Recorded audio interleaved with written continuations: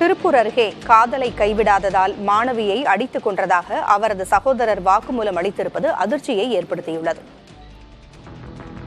திருப்பூர் அருகே காதலை கைவிடாததால் மாணவியை அடித்துக் கொன்றதாக அவரது சகோதரர் வாக்குமூலம் அளித்திருப்பது அதிர்ச்சியை ஏற்படுத்தியுள்ளது. திருப்பூர் மாவட்டம் பல்லடத்தில் கூலி தொழிலாளியாக பணியாற்றி வரும் தண்டபாணியின் மகள் வித்யா கோவை அரசு கல்லூரியில் படித்து வருகிறார். இவர் திருப்பூர் விஜயாபுரம் பகுதியைச் சேர்ந்த வெண்மணி என்பவரை காதலித்து வந்துள்ளார்.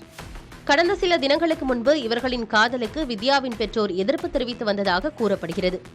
இந்நிலையில் கடந்த மார்ச் 30ஆம் தேதி வீட்டில் யாரும் இல்லாத நேரத்தில் பீரோ கீழே விழுந்ததில் வித்யா உயிரிழந்ததாக கூறி அவரது குடும்பத்தார் வித்யாவின் உடலை அப்பகுதியில் உள்ள சுடுகாட்டில் புதைத்துள்ளனர். ஆனால் வெண்மணி அளித்த தகவல் மற்றும் வருவாய் கிராம நிர்வாக அலுவலர் பூங்குடியின் சந்தேகத்தின் பேரில் வித்யாவின் உடல் தோண்டி எடுக்கப்பட்டு பிரேத பரிசோதனை நடத்தப்பட்டது. இதில் உயிரிழந்த வித்யாவின் தலையில் பலத்த காயம் ஏற்பட்டிருப்பது தெரியவந்தது.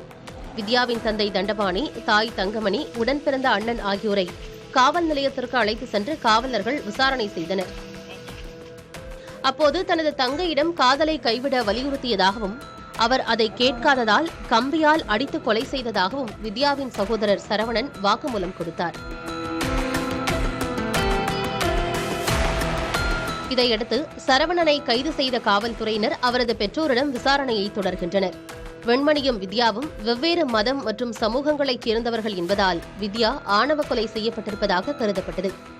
வித்யாவை காதலை கைவிட்டு படிப்பில் கவனம் செலுத்துமாறு சரவணன் கூறியதாகவும் அதற்கு வித்யா எதிர்த்து பேசியதால் ஆத்திரமடைந்த சரவணன் அவரை இரும்பு கம்பியால் தாக்கி கொன்றுவிட்டதாகவும் அவர் கூறியுள்ளார். மேலும் வித்யா கொல்லப்பட்ட பிறகுதான் அவரது பெற்றோருக்கு தகவல் தெரியவந்தது என்றும் அவர் கூறியுள்ளார்.